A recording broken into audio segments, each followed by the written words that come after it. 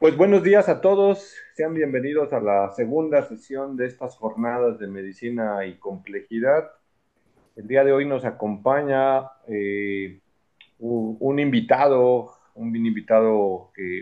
viejo amigo, un viejo conocido, el doctor Hugo Iván Cruz Rosas, quien es biólogo por la Facultad de Ciencias de la UNAM, maestro y doctor en ciencias por el posgrado en ciencias biológicas también de la UNAM. Es profesor de fisiología comparada y colaborador del Laboratorio de Dinámica Compleja del Centro de Investigaciones Químicas de la Universidad Autónoma del Estado de Morelos. Además, es miembro de la Red Interdisciplinaria de Investigaciones en Quiralidad y yo creo que justo el tema que eligió para esta segunda sesión tiene que ver justo con ese tema de la quiralidad, el origen de la vida, y pues su charla que se titula La forma precede al código nos hablará de la geometría molecular como información prebiótica. Y pues sin más, le cedo la palabra a Hugo para que nos cuente de qué va este tema que eligió. Adelante, Hugo. Pues gracias por la presentación. Gracias Lalo, gracias profesor Eduardo. Y gracias a Rosy, a los organizadores y gracias a quienes están siguiendo ahorita esta plática, esta videoconferencia. Como bien dice Lalo, mi investigación se enmarca dentro de un tema muy particular del origen de la vida, que es el origen de la quiralidad biológica, como ahorita lo mencionó el profesor Lalo. Em, pero en esta ocasión no voy a abordar tanto esa problemática del origen de la quiralidad. Si es importante para lo que les voy a hablar el día de hoy, voy a omitir toda esa parte de la quiralidad, solamente al final, ya hasta el final, voy a hacer referencia a de qué modo la quiralidad biológica se está incorporando a este planteamiento teórico, pero no lo voy a desarrollar porque eso da para otra plática. Entonces ahorita me voy a centrar en este título, que es la forma precede al código, la geometría molecular como información prebiótica. Es una propuesta teórica, una hipótesis acerca del origen de la vida, que ya llevamos trabajando, explorando desde el 2017, ya un tiempo de cuando estaba con el profesor Germinal Cocho, empezamos estas investigaciones y pues bueno, es lo que les voy a plantear, ¿no? Entonces, el eje principal de la plática es la información. Les digo, al final lo vamos a vincular con la quiralidad, pero en sí vamos a estar hablando de la información y más, de manera más precisa, la información en los sistemas vivos dentro de este contexto del origen de la vida. Entonces, pues para iniciar, esta diapositiva, como pueden ver, está enmarcada en este contexto del origen de la vida, pero principalmente se las pongo aquí, la presento porque los sistemas vivos, desde su inicio, desde su origen, tuvieron que tuvieron que lidiar con múltiples perturbaciones, estímulos, referencias del entorno y desde que se origina la vida, tuvieron que resolver este problema, los sistemas biológicos tuvieron que resolver este problema de extraer referencias, extraer información acerca del entorno y poder almacenarla y utilizarla para poder ser o constituirse como una clase de sistemas eh, prebióticos funcionales capaces de procesar algún tipo de información, que precisamente la plática del día de hoy es esto, ¿no? Si hay tipos de información, si los hay, cuáles son esos tipos de información que los sistemas vivos pueden manejar, ¿sí? Entonces, como precisamente la plática tiene que ver con eh, con esta idea o esta noción, esta definición de información, les quiero presentar un video que grabé. Aquí lo vamos a poner.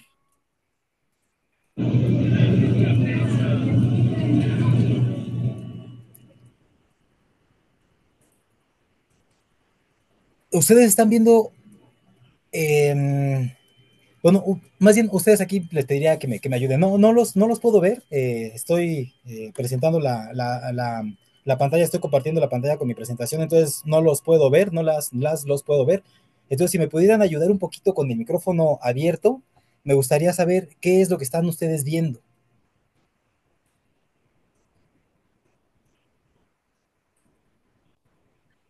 ¿Qué es lo que, qué es lo que ustedes están viendo Piedras, en este video? piedras, agua, gente caminando, ¿Sí? ¿Qué más?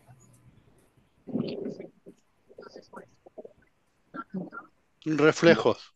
reflejos Un reflejo de qué es un espejo, por ejemplo. Esto que están ustedes observando es un espejo. No, no, es un reflejo. en el agua.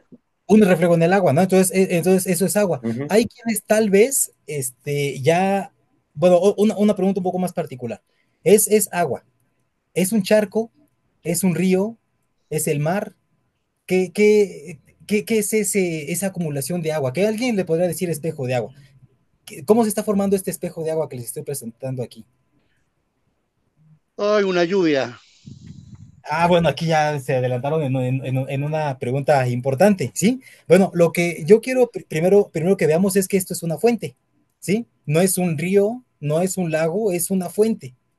De hecho, hay quienes tal vez ya estén reconociendo qué fuente es. No sé si me pudiera ayudar alguien que ya haya ubicado dónde tomé este video. Te digo, Sí, fue tomada en la fuente de la Facultad de Ciencias de la UNAM, que ajá, tiene una estatua famosa de un Prometeo, y ahí se sí, sí, ven sí. esas piedritas y ese espejo de agua. Sí, sí, sí, exactamente, ¿no? Gracias, Lalo. Y ahora, la pregunta, digo, para Lalo y para quienes dijeron que es agua y demás, ¿cómo lo saben? ¿Cómo saben que esto es agua, que es un reflejo en el agua? Y ya más en particular, Lalo ahorita nos comenta, ¿cómo saben que esto es el Prometeo, la fuente del Prometeo de la Facultad de Ciencias? ¿Cómo saben? Porque se tiene información. Exactamente, porque se ve. Y esos recursos visuales, nosotros los estamos eh, utilizando como una fuente de información acerca de algo, ¿sí? Entonces observen cómo esta información que nosotros estamos sacando depende de nuestra experiencia y nadie nos está diciendo qué hay. Las referencias para tener esa información son referencias visuales. Ahora bien, no alcancé, les digo, no estoy viendo los nombres, pero gracias quien comentó de la lluvia, ¿no? Precisamente mi siguiente pregunta es esa. Ustedes están viendo que se forman frentes de onda, ¿sí? Mm, es evidente para todos. Por ejemplo, aquí se está formando uno, ¿no? Aquí se forma un frente de onda, por acá se forma otro frente de onda, y ya hay quien concluyó que hay lluvia, que está lloviendo. Sí, ¿Cómo saben que está lloviendo? Porque no es, digo, en el el reflejo se alcanza a impacto. ver un poco el cielo, pero este video lo grabé adrede porque en efecto estaba lloviendo, pero no tanto, entonces la gente no está con paraguas. A lo mejor si estuviéramos viendo en el reflejo los compañeros, compañeras que pasan con su paraguas, uno diría, sí, a fuerzas está lloviendo, ¿sí? Y a pesar de que no está la gente con paraguas, al ver esos frentes de onda, concluimos que está lloviendo. ¿Por qué no concluyen otra cosa? ¿Por qué no me dijeron, ah, es que yo cuando lo estaba grabando estaba aventando piedritas o estaba aventando más agua y yo estaba generando esos frentes de onda? ¿Por qué concluyen que está lloviendo? Por el tipo de impacto que provoca la gota Ah, del agua y expande de una manera bien característica. exactamente, ¿no? Es decir, estamos de fondo, lo que está es que lo más probable es que esté lloviendo. Eso es lo más probable. Podría suceder algo más, pero como ya nosotros sabemos que este tipo de frentes de onda que están generando en el agua corresponden a cuando hay una lluvia y está más o menos espaciadas, es poco probable que yo lo esté generando. Es poco probable que yo con la otra mano haya estado aventando agua, ¿no? Para estar generando esos frentes de agua y engañarles. Lo más probable es que haya estado lloviendo. Entonces, esta noción básica de información que se remite a la probabilidad de que esté presente un fenómeno sin estarlo observando, porque también si ustedes ven, no se ven las gotas que caen. Hay veces que está lloviendo tanto que se alcanzan a ver las gotas. Aquí no se ven, solamente inferimos que hay gotas cuando chocan con la superficie del agua. Entonces, esta idea muy básica de información hace referencia a la correlación de estados entre sistemas. En este caso, estamos teniendo un sistema que es el sistema de las nubes, la lluvia, ese sistema, y otro sistema que es esto que estamos observando de la formación de estos frentes de onda.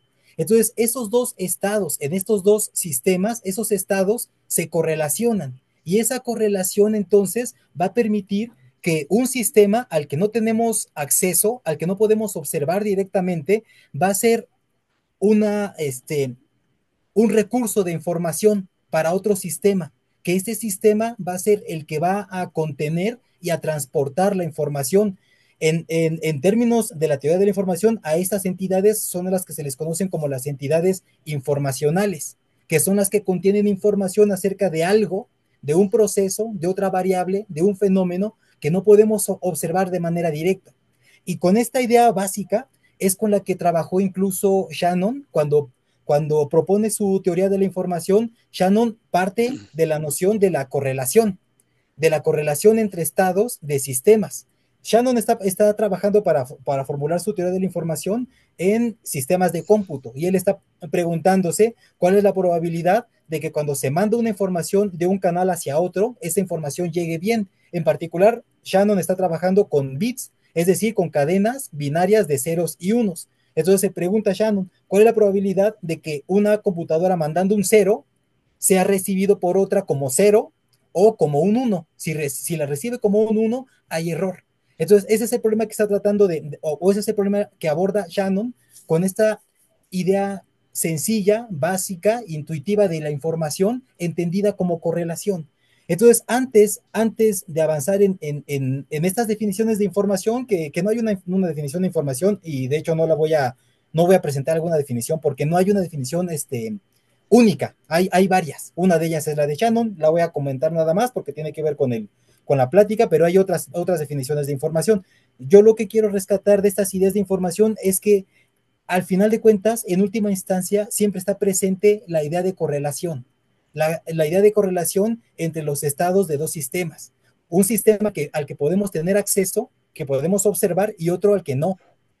¿Sí? Y entonces, al observar a ese sistema al que sí podemos tener acceso, vamos a tener una probabilidad elevada de inferir la presencia del otro sistema, como está pasando en este video. Viendo las gotas, no podemos ver si está lloviendo o no, obviamente tampoco lo podemos sentir, solamente tenemos esas referencias visuales y nosotros somos capaces de inferir la presencia de ese fenómeno que es la lluvia, a partir de estos frentes de onda que están formando en Disculpa, creo que tengo una pregunta.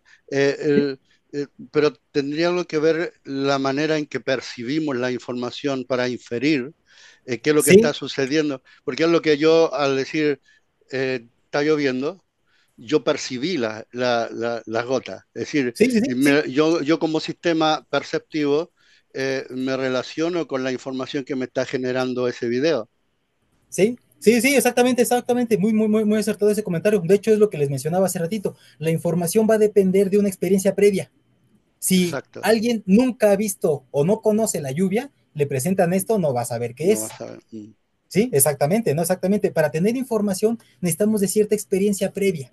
¿Sí? Hay interpretación. Todos los sistemas de información siempre requiere de algo que los lógicos le llaman un universo de interpretación, siempre. Y ese universo de interpretación para los sistemas biológicos es su experiencia. Sobre la base de su experiencia, vamos a poder interpretar esas correlaciones entre sistemas. ¿Sí? Y eso es importante porque hay muchos teóricos que afirman, y yo me incluyo entre ellos, afirman que la información es un fenómeno exclusivo de la vida. A partir de que comienza a existir la vida, comienza a haber información. Antes de que se dé el origen de la vida, hay correlaciones entre sistemas, entre sus estados, pero no hay una experiencia que pueda interpretar esas correlaciones. Cuando ya podemos interpretar esas correlaciones, ya podemos hablar de información. ¿Sí? Pero sí es muy acertado ese comentario. ¿Sí? Para todo sistema de información se necesita un universo de interpretación. Para los sistemas vivos es esa experiencia. ¿Sí? Entonces, teniendo como idea básica la información entendida como la correlación entre los estados de los sistemas, podemos tratar de entender o de visualizar eh, cómo es que los sistemas vivos están manejando la información. Para la teoría de la información de Shannon, la información va a ser un valor, un valor numérico, un número que va a reducir la incertidumbre. Más adelante les voy a presentar la ecuación de Shannon, simplemente es una suma de probabilidades. Es una suma de probabilidades en la iésima posición de una sucesión de símbolos, en la iésima posición tener un símbolo en particular. Esa es básicamente la entropía de Shannon, que va a ser una medida de la incertidumbre. ¿Sí? Más adelante les presento la ecuación. Entonces, para Shannon la información es eso, es algún valor, algún número que sea capaz de reducir la incertidumbre. Pero en los sistemas vivos, más que un valor que reduce la incertidumbre, como les acabo de mencionar, nosotros vamos a ser capaces, como sistemas vivos, de adquirir información sobre la base de correlaciones, como les acabo de decir. Entonces, como ya les mencioné, ese sistema al cual no vamos a tener acceso directo ni lo vamos a poder observar, va a ser el recurso de información que va a ser inaccesible al sistema y una entidad que correlaciona, que sus estados correlacionan con los estados de ese sistema que no podemos observar. Y entonces esa variable o ese otro sistema que sí podemos observar es el que va a transportar información acerca del otro. Entonces, en los sistemas vivos, estas correlaciones entendidas como información se pueden dar a múltiples escalas. En los organismos pluricelulares, por ejemplo, plantas o animales, hay sistemas sensoriales que en estos sistemas sensoriales, estos sistemas de información, la información va a hacer referencia a correlaciones eh, de fenómenos ambientales. Va a tener información acerca del medio externo o del medio interno del organismo. En esta diapositiva le estoy poniendo un insecto, pero en general también puede ser una planta, ¿no? En todos los organismos que tengan sistemas sensoriales, vamos a tener información acerca del entorno, ya sea interno, medio interno o medio externo.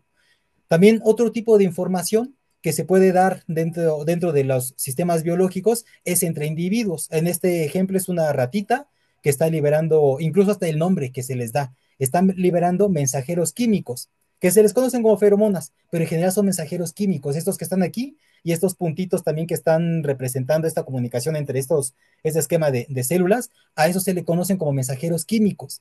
De manera implícita se reconoce un sistema de información. Entonces, esta información está basada en la comunicación química y esto va a dar, va a correlacionar con procesos, el que un organismo, por medio de otros receptores sensoriales o células, por medio de sus receptores moleculares, sean capaces de reconocer la presencia o ausencia de alguna molécula, de algún mensajero químico, eso le va a permitir tener información o correlacionar con la presencia o ausencia de algún proceso, ¿sí? Algún proceso del entorno mandado por algún animal o del medio intracelular, ¿sí? Otro tipo de comunicación, de sistema de información que se da dentro de los sistemas vivos es la comunicación célula a célula, que es la sinapsis. Aquí le estoy poniendo comunicación eléctrica porque hay un intermedio de mensajeros químicos, pero en sí aquí la información está fluyendo por medio de voltajes. Este es un esquema de un potencial de acción, este es un esquema simplemente de un potencial graduado, pero aquí en estos sistemas de comunicación eléctrica nos permite la comunicación célula a célula. Y esta de aquí abajo es la sinapsis eléctrica, donde no se necesitan neurotransmisores y lo mismo, ¿no? La comunicación se va a dar por medio del paso de voltajes. Entonces, hay este tipo de información también basada en esta comunicación eléctrica.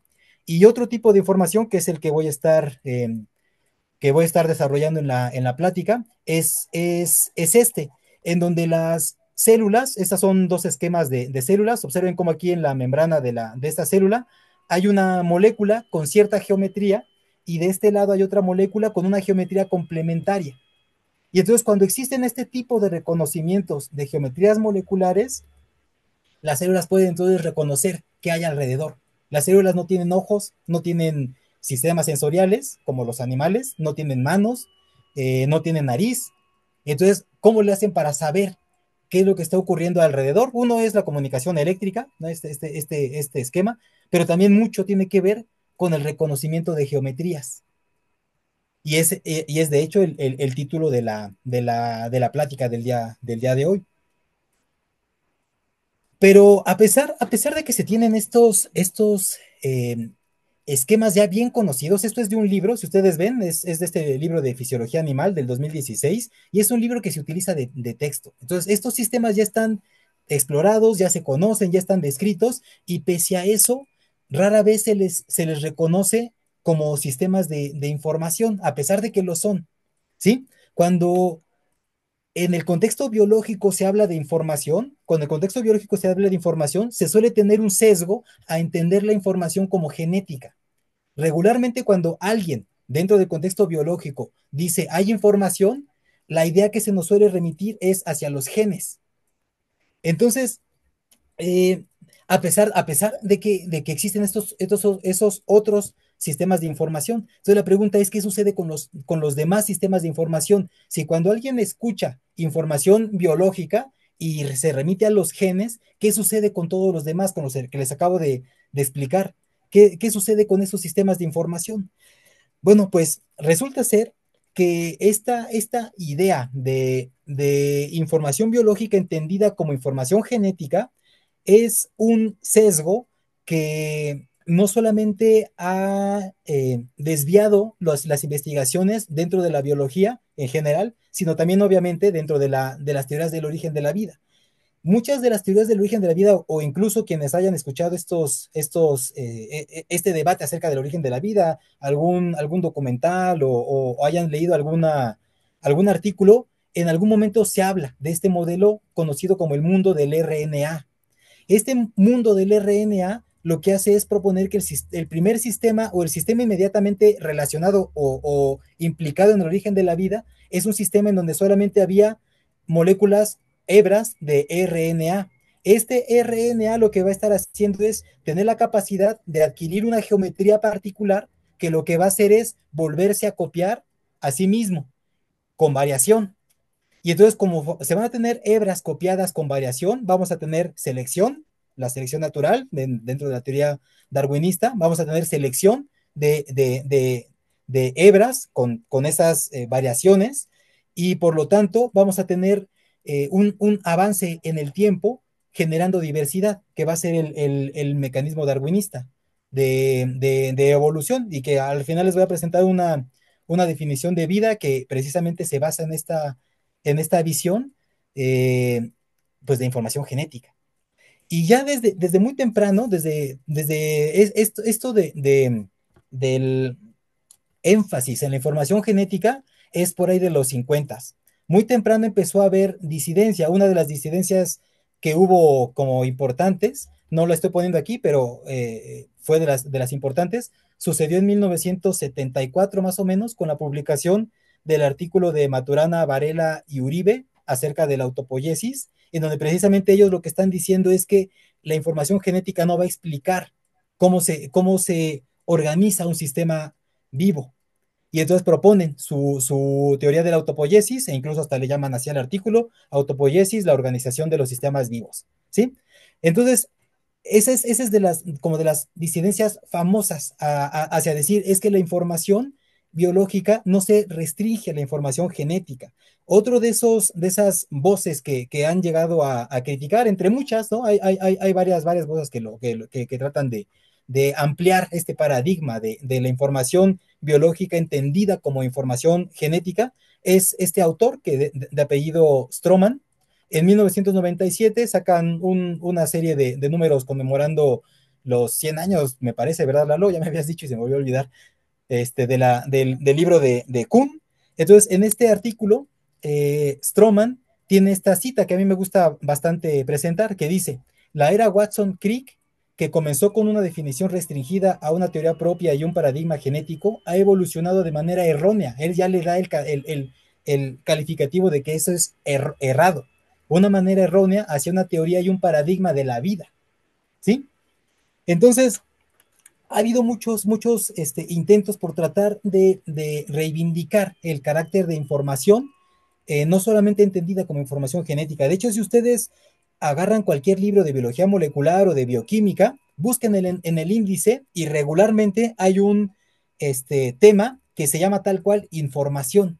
Y si uno se va a ese capítulo del libro y ve ese tema de la información, lo que encuentra es en los libros de biología molecular o de bioquímica, lo que encuentra en ese tema de información es duplicación del DNA, replicación y transducción a proteínas. Es decir, de nuevo el paradigma genético, con ese tema de información. De nuevo, ¿qué sucede entonces con los demás tipos, si es que hay tipos de información? Porque uno regularmente habla de información y no se anda cuestionando de si hay un tipo de información A o B, simplemente habla de información. Entonces, ¿qué sucede con esos otras formas de información o tipos de información? Este paradigma genético eh, ha tenido mucho éxito. También eso es innegable, ¿no? No es, al hacer esta crítica de entender la información biológica como información genética, es una crítica hacia el reduccionismo que hay de fondo en esa visión, pero el modelo es exitoso, no se está haciendo una crítica al modelo, ¿sí? Es un buen modelo, tan lo es que si nosotros tenemos y hay muchos trabajos, ¿no? que hacen esto, si nosotros tenemos una secuencia, en este caso de DNA, si le cambiamos las T's por U, es decir, por uracilos, sería una secuencia de RNA, y entonces esa secuencia de RNA podríamos entonces ponerla aquí, ¿no? Ustedes observen como aquí en lugar de timinas hay uracilos, ¿no? Entonces esta es una secuencia de RNA y esta es una secuencia de DNA, ¿sí? Esta secuencia de DNA se puede cambiar a una secuencia de unos y ceros o ceros y unos, es decir, bits binarios, ¿sí? Un ejemplo de cómo se puede cambiar, hay muchos ejemplos, aquí nada le estoy poniendo uno arbitrario. La adenina se puede simbolizar como el 00, la citosina como 01, la timina como 10 y la guanina como 11, ¿sí? Y entonces teniendo esta sucesión de ceros y unos, podemos nosotros tener entonces una cadena de bits binarios y entonces nosotros podemos incluso enmarcar toda esta información genética, todo este modelo de investigaciones paradigma de la información genética, la podemos enmarcar dentro de la entropía de Shannon, la teoría de información de Shannon, que como les digo, aquí está la fórmula de la entropía de Shannon, que les digo que simplemente es la suma de la probabilidad de que en la posición I tengamos algún símbolo en particular, en este caso ceros y unos. Y ya, simplemente multiplicado por el logaritmo de 1 entre la probabilidad de tener en la posición I, de tener ese símbolo, ¿sí? En particular, este es el logaritmo 2 porque estamos simplemente teniendo dos símbolos, o el 0 o el 1. Si estuviéramos trabajando, por ejemplo, si nosotros no pasáramos a cadenas de ceros y unos y trabajáramos con estos cuatro símbolos, entonces tendría que ser el logaritmo base 4, ¿no? Simplemente por eso es el logaritmo base 2, porque son bits binarios. Y más aún, todos, todos y todas aquellas que hayan tenido alguna experiencia con la teoría de la computación, en algún momento se termina hablando de un modelo paradigmático en las ciencias de la computación, que es la máquina de Turing. La máquina de Turing, quienes hayan ya oído de esa, simplemente se compone de una cabeza lectora que va a ser capaz de leer una tira en donde hay información. Y esta tira con información, lo que va a tener en la máquina de Turing, pues, obviamente tradicional, una computadora, va a ser una serie de ceros y unos. Es decir, ver una secuencia de ácidos nucleicos como una cadena de ceros y unos, ustedes observen cómo esta analogía, esta es la transducción de proteínas, este es el ribosoma, y el ribosoma lo que está haciendo es generar una cadena peptídica que va a dar paso a las proteínas, ¿sí? Entonces observen cómo este proceso de transducción de proteínas empareja completamente con la máquina de Turing. Una cabeza lectora y una tira con información, incluso una tira de ceros y unos, ¿sí? Y les digo, ¿no? La crítica no es que este modelo esté mal, esa no es la crítica. La crítica es qué sucede con todo lo demás. Y además, si ustedes se preguntan si verdaderamente la célula funciona como una máquina de Turing, si una célula puede, si al material genético, al DNA o al RNA se le puede calcular su entropía, la entropía de Shannon, eh, cabe hacerse la pregunta de si las células, esta maquinaria de transducción de ácidos nucleicos a péptidos, si funciona como una computadora.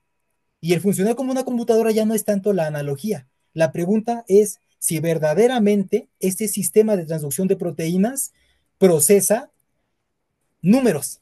El 0 es un número, el 1 es un número, la entropía de Shannon nos permite calcular un número.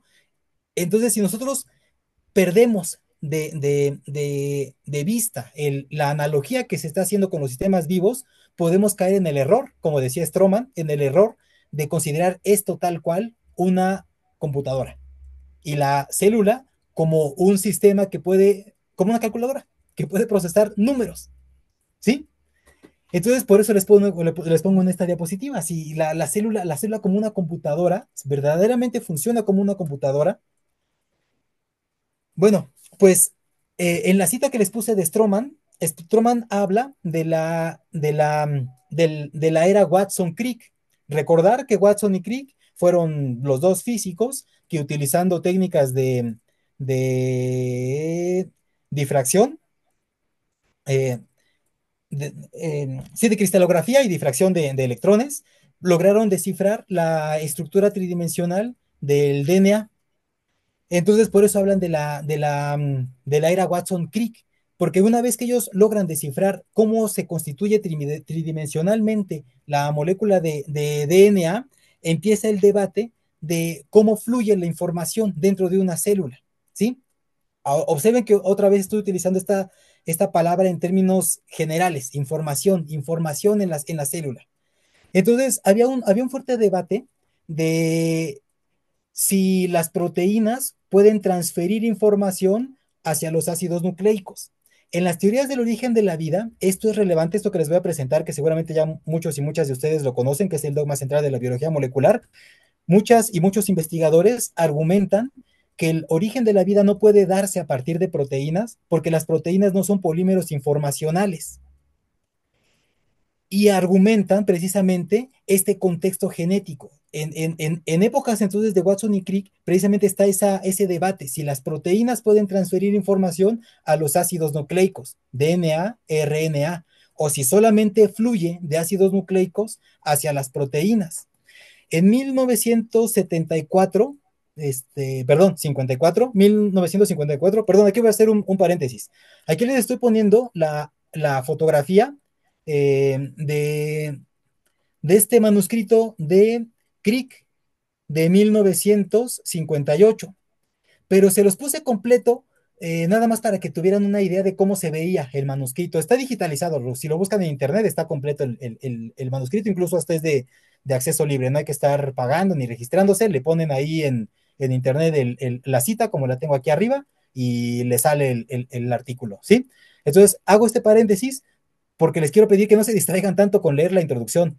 Estaba dudando de si la dejaba o no. La dejé nada más para que vieran de nuevo la portada del artículo, pero la introducción no dice gran cosa. La introducción nada más dice Crick, que escribió este manuscrito con el objetivo de llegar a una audiencia general, a biólogos generales y no tanto a bioquímicos, y que si alguien quiere encontrar información más especializada, pues ya remite a estos autores, ¿no? Dice, pues lean estos artículos que sí son especializados para bioquímicos, ¿no? Entonces, eso es lo que está diciendo en esta introducción. Entonces, por si pueden no ponerse a leerla, ¿no? Para no distraernos, les digo, nada más te les estoy presentando.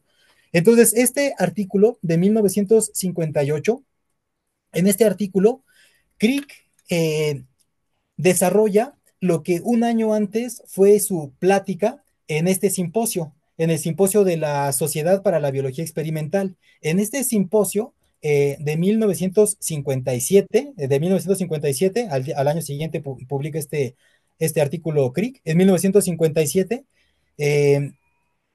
Crick da una plática en donde él argumenta o presenta los resultados que hasta ese momento se tenían, en donde él dice, ya se puede afirmar con buena probabilidad de estar en lo correcto, de que la información solamente viaja de los ácidos nucleicos o solamente se transfiere de los ácidos nucleicos a los péptidos. Déjenme abusar de lenguaje. Proteínas. Ya sabemos que las proteínas están conformadas por péptidos y precisamente antes de tener una proteína tenemos un péptido. Pero déjenme hablar de proteínas como para darle esta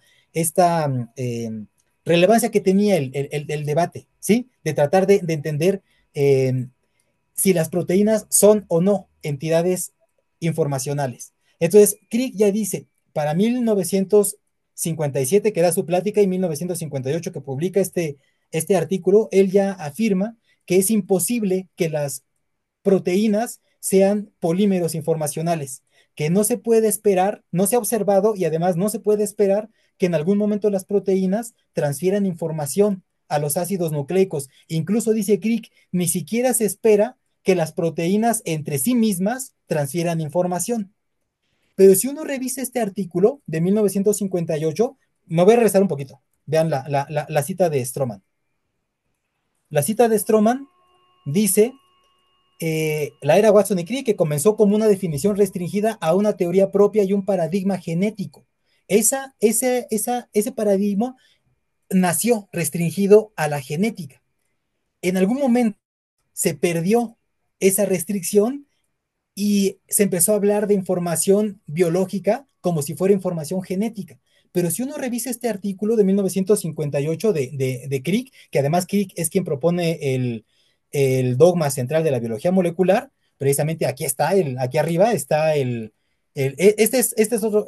digo, esta es la portada del artículo, y esta es la página 53, me parece, es una página ya avanzada de ese mismo artículo de 1958. Y en ese artículo hay una sección que tal cual Crick le denomina el dogma central. Y entonces aquí sí, observen cómo dice, el dogma central estipula o afirma que una vez que la información, y aquí primer cosa importante, esto es de Crick, esto ya no es de alguien que leyó, que entendió, que interpretó, esto es el mismo Crick cuando propone este dogma central, que ahora conocemos como de la biología molecular, entre comillas, este concepto de información. Entonces, dice que este dogma central afirma que una vez que la información ha pasado hacia las proteínas, no puede regresar. En más detalle, la transferencia de información de los ácidos nucleicos a los ácidos nucleicos o de los ácidos nucleicos a proteínas puede ser posible, pero la transferencia de las proteínas a proteínas o de proteínas a ácidos nucleicos es imposible. Eso es lo que está afirmando Crick con este dogma central. Pero más importante aún, además de que entrecomilla esta palabra de información, este concepto de información, además de que lo entrecomilla, observen lo que puse yo aquí, que subrayé con azul. El mismo Crick en ese artículo dice, la información se refiere aquí a la precisa determinación de secuencias, ya sea en los ácidos nucleicos o los residuos de aminoácidos de una proteína, ¿sí? La información para Crick es la determinación de secuencias. Entonces, cuando nosotros estamos hablando de que la información pasa de ácidos nucleicos a proteínas, lo que en realidad estamos, o de un origen se estaba diciendo es que la secuencia de los ácidos nucleicos solamente puede determinar secuencias en aminoácidos de proteínas y no al revés. Eso es lo que realmente se propuso desde un principio. Incluso años después, 12 años, para ser más exactos, en 1970, el mismo Crick publica otro artículo que ya se llama tal cual, el dogma central de la biología molecular. Quien lo quiera descargar, lo mismo aquí está la, la bibliografía, sale publicado en Nature. Entonces, Crick allí vuelve a hablar del dogma central, incluso lo explora más. Esta es la figura 2 de ese artículo, la figura 2. La figura 1 él nada más pone una figura igualita, pero con todas las flechas. Dice, estas son todas las posibilidades. Pero ya en la realidad no tenemos dos. ¿Cuáles dos? Pues la flecha que ya no puso aquí y la flecha que ya no puso acá, que son las que estarían regresando esa información, entre comillas, de proteínas a ácidos nucleicos, ¿sí? Entonces, en este artículo de 1970, Crick en del resumen de este artículo, aquí pone, el dogma central, el dogma central de la biología molecular descansa o trata con la transferencia detallada, residuo a residuo, de la información secuencial. Entonces, aquí el mismo Crick ya está poniéndole un apellido a este tipo de información. Información secuencial. Ya no es cualquier tipo de información, solamente está restringido. Este modelo, observen cómo Stroman tiene razón. Este modelo genético, o bueno, este modelo de la transferencia de información secuencial nació restringido al ámbito genético.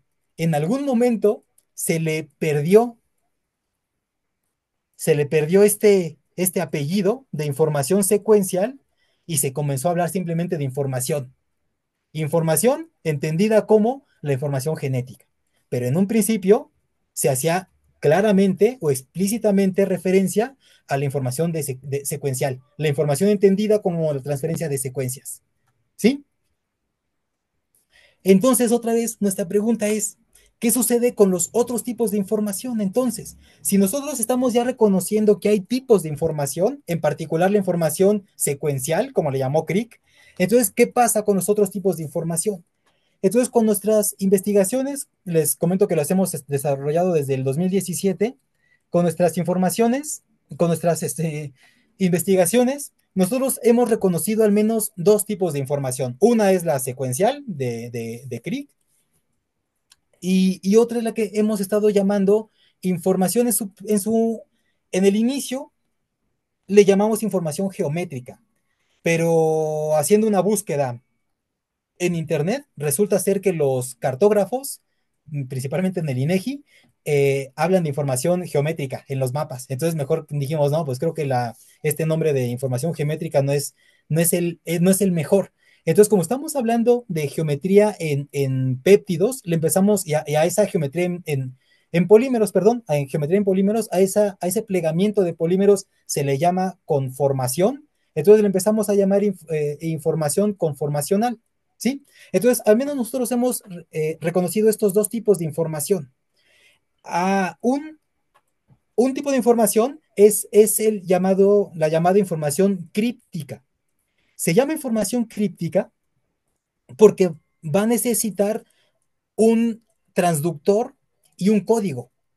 Ese transductor lo que va a hacer es desencriptar el mensaje, desencriptar la información. En los sistemas de información críptica, la información no está accesible al sistema. Necesita un decodificador que pueda entender esa información, el código para traducirla y por lo tanto el resultado de la traducción de esa información, que va a ser en los sistemas vivos, va a ser el ribosoma, va a ser el transductor que va a decodificar la información que va a estar encriptada en las secuencias de RNA y la va a pasar a secuencias de aminoácidos, péptidos y de ahí a proteínas, ¿sí?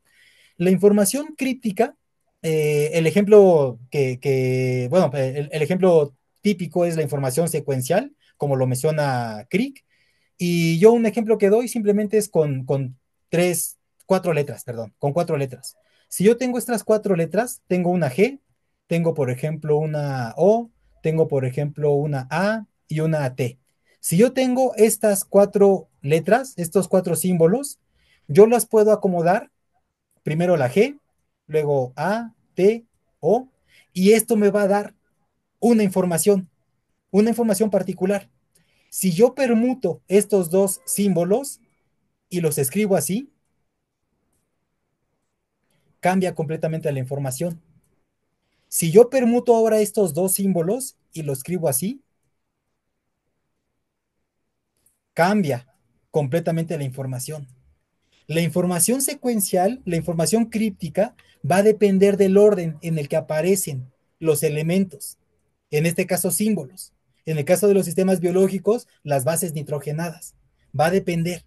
Si hay un cambio en el orden en el que aparecen, va a cambiar completamente el significado que hay dentro de esa molécula. Por eso es un problema para quienes están trabajando en el escenario del origen de la vida basado en, en secuencias de ácidos nucleicos, en el mundo del RNA en particular. Por eso es complicado justificar la emergencia de un sistema de información, porque es un sistema de información secuencial, que si hay una variación, porque la, la, la definición de vida que actualmente domina en la biología es un sistema químico que puede avanzar, que puede evolucionar por el mecanismo darwiniano. Y el mecanismo darwiniano es que dentro de una población haya variación y haya un factor de selección. El problema es que si nosotros tenemos solamente eh, hebras de RNA y algunas de esas hebras tienen información, porque no todas tienen información, aquí no puse esta opción, obviamente ahorita yo los órdenes con los que puse esas 4 letras tenían información, pero ¿qué pasa si yo hago esto? ¿No? Si yo escribo G, T, O, A, ¿no? Pues esto no tiene información. Son los mismos 4 símbolos, pero no tiene información. Entonces, el suponer que todas las secuencias de ácidos nucleicos o de RNA, que todas tienen información, es un error, ¿sí? Entonces, de esa población de secuencias de RNA, si alguna logra tener información, pero como la evolución darwiniana necesita que haya variaciones en las secuencias, lo más probable es que se pierda. Lo más probable es que se pierda la información. Entonces, por eso ese es como lo complicado de aceptar ese modelo del mundo del RNA como la antesala para el origen de la vida. Entonces, revisando este trabajo de Crick, dándonos cuenta de que Crick, en efecto, él reconocía su modelo restringido completamente a esta información secuencial, la pregunta es, ¿qué tipos de información entonces pueden ser manejados por los sistemas vivos? El otro tipo de información que puede ser manejado por los sistemas vivos es la llamada información explícita. La información explícita, a diferencia de la críptica, en la explícita, esa información sí va a estar accesible directamente al sistema. El sistema no necesita de un transductor. Lo único que va a necesitar, como ya habíamos dicho con el ejemplo del video de la lluvia, van a necesitar experiencia, tener experiencia y cómo interpretar eso a lo cual está teniendo acceso, que va a ser la información explícita. Dentro de esta información explícita, hemos reconocido en nuestras investigaciones, hemos reconocido al menos 2 tipos de información explícita. Una, la información que va a estar correlacionándose con eventos en el tiempo. En los sistemas vivos hay algo que se llaman relojes biológicos. Esos relojes biológicos nacen cuando ya se tienen células con núcleo, todos los eucariontes, todos ya tienen relojes biológicos, todos los eucariontes, aunque sean organismos unicelulares, si es eucarionte, ya tiene una maquinaria molecular capaz de medir el tiempo y entonces ajustar sus condiciones internas o ajustar su fisiología a patrones recurrentes en el ambiente, patrones recurrentes en el medio externo. A ver, primero, ya, perdón. Entonces, por ejemplo, las plantas no se esperan a que salga el sol para echar a andar su maquinaria fotosintética. Las plantas lo que hacen es, antes de que empiece a salir el sol, tienen relojes biológicos que les indican momentos antes de que salga el sol, momentos antes del amanecer, la planta ya comienza a encender su maquinaria fotosintética para que cuando ya está su maquinaria fotosintética lista para recibir los fotones, ya el sol está saliendo, ya está amaneciendo. No se esperan a que salga el sol para echar a andar toda la maquinaria fotosintética. Entonces, esta información es información explícita y tiene que ver con el tiempo. ¿Sí? El otro tipo de información, que es el que nos interesa en nuestra línea de investigación, es, como les he mencionado, la información geométrica. El ejemplo clásico que yo suelo poner es esta imagen donde están estas niñas. Estas niñas están con los ojos vendados y solamente con las manos están tratando de reconocer a la otra. ¿Sí? La información explícita, entonces, la información geométrica o conformacional se basa en el reconocimiento de formas, de geometrías. Imaginen ustedes que estamos en un salón, ¿no? Imaginen que los meten o nos metemos a un salón de clases. Entonces, en este salón de clases están las bancas, está el pizarrón, ¿no? Ya con estos dos elementos bastan, están las bancas y están el pizarrón. Obviamente ya tenemos experiencia de estar en un salón de clases.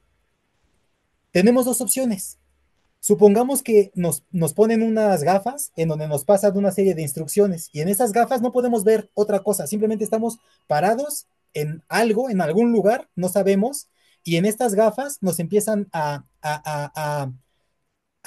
proyectar una serie de instrucciones en donde nos dicen, tú estás en un cuarto en donde hay pizarrón, hay bancas y se utiliza, supongamos, ¿no? Para la docencia. Entonces ya uno, a partir de esa información críptica, porque si nos lo pusieran en un idioma que no conocemos, no sabríamos qué está diciendo. Esa información críptica nos permite saber en dónde estamos, ¿sí? La otra opción es que no nos pongan las instrucciones o la descripción secuencial de en dónde estamos. La otra opción es que nos pongan un antifaz, como las niñitas que están ahí, o un trapo, un paliacate, y no podemos ver.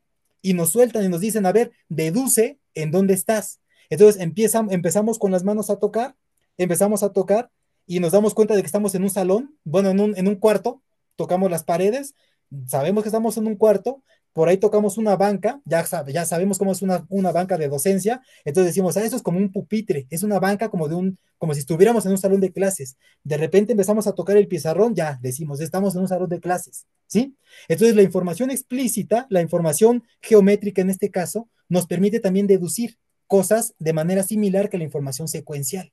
Y las, los sistemas vivos, por lo tanto, son capaces de reconocer esta información geométrica explícita. Y hay muchos ejemplos. De nuevo, si uno abre cualquier libro de biología molecular o de bioquímica, todo esto ya se conoce, pero por alguna razón no se le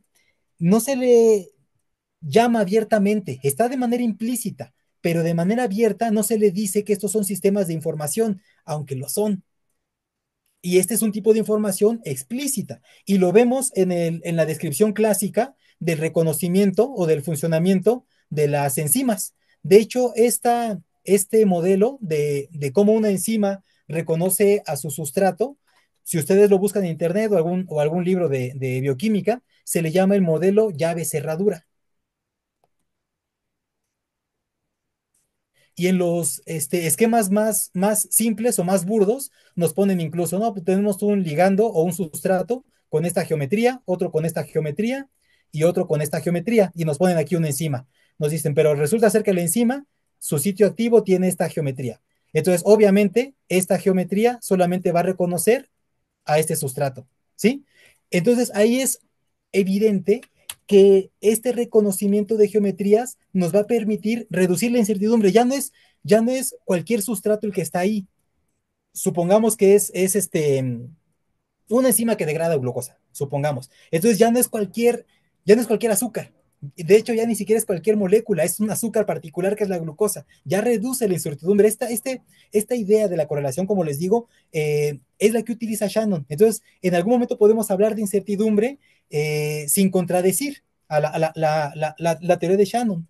Otro ejemplo que se da mucho es el reconocimiento precisamente de ligandos por parte de receptores moleculares, ya sean de membrana o intracelulares. Estos receptores celulares, ya sea de membrana o intracelulares, lo que van a estar haciendo es reconocer un ligando otra vez según su geometría, ¿sí? Y entonces, una vez reconocido este ligando, el sistema, la célula, tiene información acerca de procesos que están ocurriendo fuera de la célula y entonces puede disparar procesos a su interior que van a estar en correlación con lo que está sucediendo afuera, la información que le está llegando, la información no codificada en secuencias, sino codificada o contenida. Aquí ya no está codificada, sino más bien contenida en la geometría molecular. Y el tercer ejemplo que suelo dar, que estos ejemplos están en este artículo del 2020, perdón, del 2020, lo publicamos en el Journal of Theoretical Biology, si lo quieren revisar, ahí damos los ejemplos de la existencia de un sistema de información en estos procesos biológicos. El otro ejemplo de el uso de información geométrica está en la respuesta del sistema inmune adaptativo, el que va a responder a, a, a patógenos, cuando el organismo ya durante su existencia sufre alguna de muchas invasiones por parte de algún patógeno, ese sistema inmune adaptativo lo que hace es más o menos el esquema inicia con un macrófago, obviamente está la infección, demás cosas, pero lo que hace el macrófago es reconocer un patógeno, reconoce el patógeno y lo va a engullir, ¿sí? Lo engulle. Eh, lo pasa hacia su interior en vesículas. Estas vesículas, que va a ser un lisosoma, esta vesícula, que va a ser un lisosoma, tiene enzimas.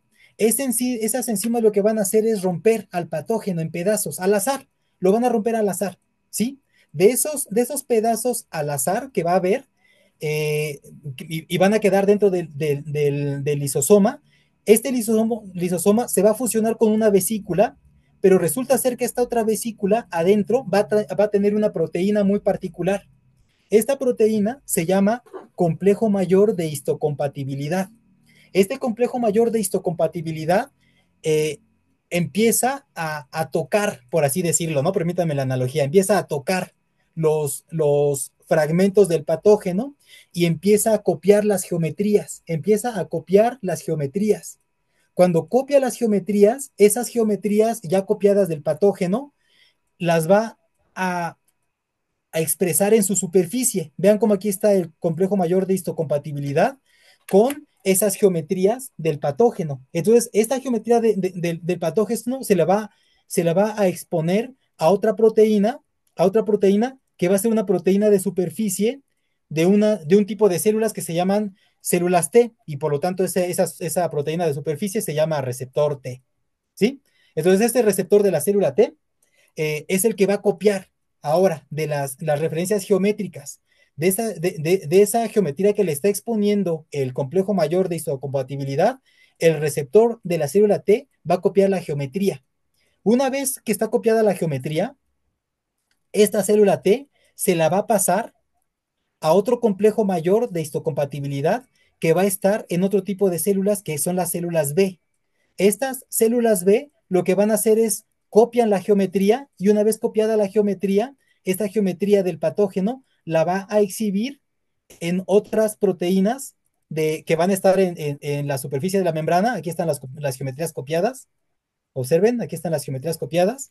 Y estas proteínas que van a estar en la membrana celular son las famosas inmunoglobulinas, que cuando esta célula B, perdón, esta célula B viaja por el torrente sanguíneo, y con estas inmunoglobulinas que ya tienen copiada la geometría del patógeno, están por el cuerpo tocando. Otra vez, estas células B no tienen ojos, no tienen nariz.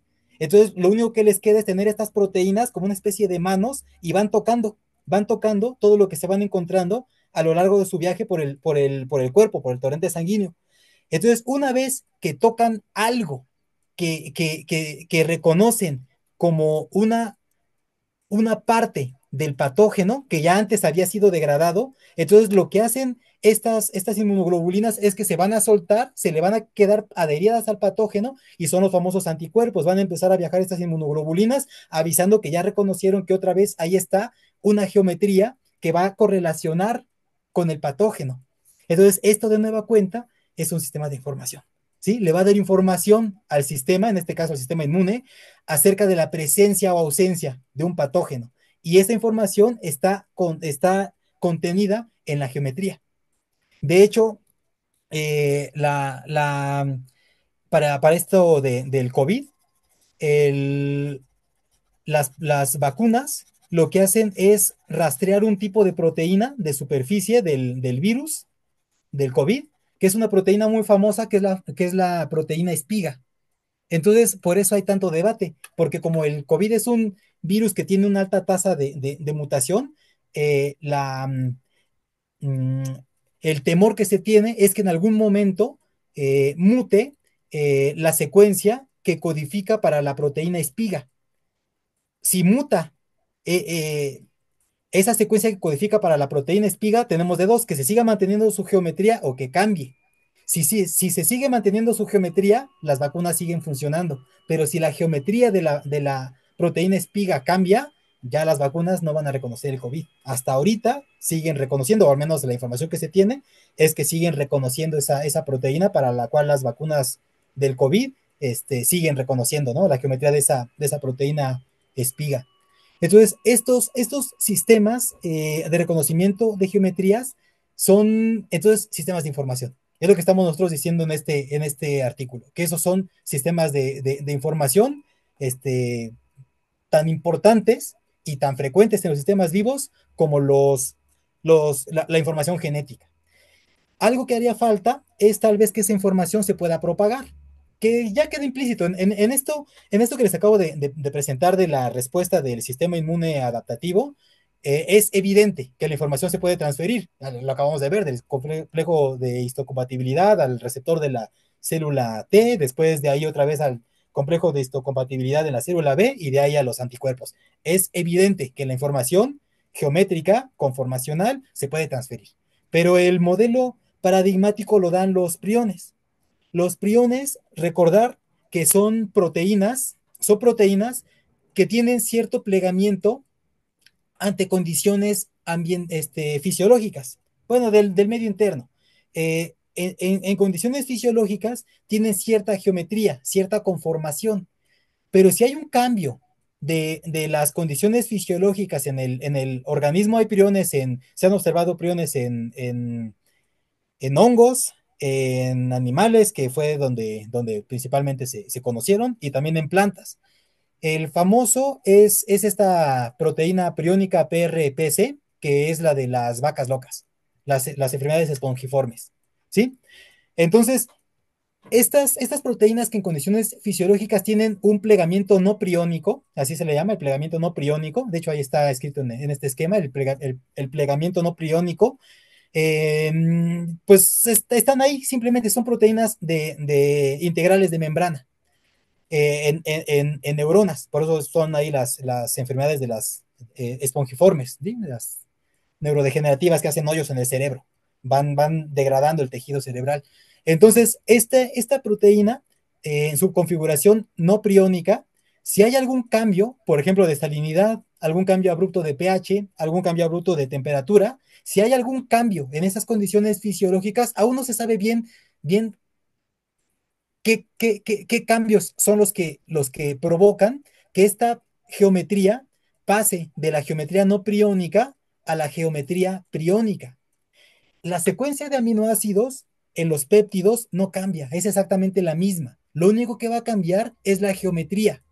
El problema para fines médicos, el problema para fines médicos es que ahora esta geometría priónica, ahora esta conformación priónica adquiere láminas, aquí están las láminas beta, que son resistentes a la hidrólisis, ya no la pueden degradar tan fácil, a la hidrólisis por ácidos ya no se pueden romper. Además, a la degradación enzimática tampoco se pueden romper por enzimas, porque la enzima reconoce geometría, si esa es una geometría que no reconoce la enzima, entonces no la va a poder degradar. Además, se hace insoluble. Como se hace insoluble, empieza a precipitar dentro de la célula y cuando precipita dentro de la célula, la rompe así textualmente rompe a la célula.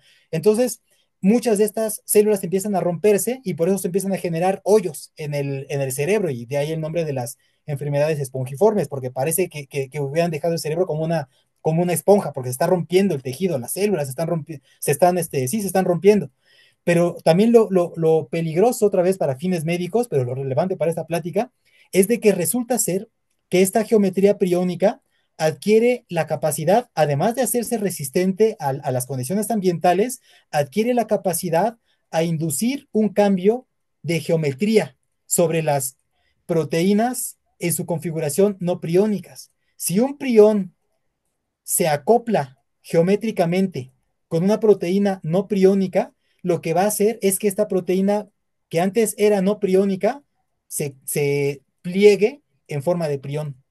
Y entonces esta geometría se va a poder entonces replicar y se va a poder entonces propagar. ¿Sí? Entonces, esta condición que a veces también se suele enfatizar mucho de que los ácidos nucleicos sufren autocatálisis, pues resulta ser que también las geometrías, en el caso de al menos de los priones o de geometrías priónicas, también son autopropagantes, se pueden copiar a sí mismas, no la secuencia de aminoácidos, sino la geometría, ¿sí? Va a funcionar como como una plantilla para formar más priones. Entonces, con todos esta reinterpretación de resultados que ya se conoce, todos estos resultados ya se conocen. Lo que nosotros hicimos en este artículo que les digo del Journal of Theoretical Biology del 2020 fue simplemente reconocer, reivindicar que las proteínas son sistemas de información tan importantes como los ácidos nucleicos. Entonces, lo que nosotros propusimos en ese artículo del 2020 es una especie de dogma central de la biología molecular, pero revisitado, ¿sí? Completar estas flechas que están en rojo. Ya no les voy a rayar más porque ya de por sí las flechas ya están muy estilizadas. Entonces, nada más mencionarles que aquí en verde, estas que están aquí en verde, son el dogma o el modelo del dogma central de la biología molecular, que ya se conoce, es el propuesto ya por Crick, en donde las flechas verdes lo que están representando es la transferencia de información secuencial, ¿sí? Y las flechas estas rojas están representando la transferencia de información conformacional.